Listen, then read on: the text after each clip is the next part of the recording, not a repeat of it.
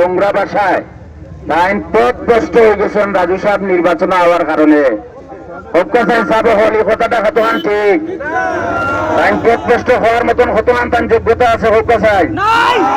আমরা এই কথার জবাব 12 ফেব্রুয়ারি ইনশাআল্লাহ রিক্সা মার্কারে আমরা ব্যালটের মাধ্যমে বিজয়ী করিয়া ইনশাআল্লাহ সিলেট 3-এর জনগণ দেখাইয়া দিব ইনশাআল্লাহ। আপনারা ইনশাআল্লাহ ভাই হল 2024 সালে আমরা জালিম খেদাইছি, ফেসিবাদ খেদাইছি, বাংলাদেশ ফেসিবাদ মুক্ত হয়েছে, ঠিক না? ঠিক না?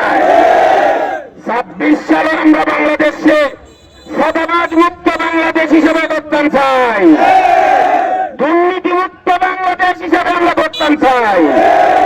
ইনশাআল্লাহ 12 ফেব্রুয়ারির নির্বাচনের মাধ্যমে এদেশের সন্ত্রাসী রাহাদানি সাদাবাজ গোষ্ঠী ইনশাআল্লাহ বিতাড়িত হইব, কোনো সন্দেহ নাই। জয় হোক। আগামী 12 তারিখ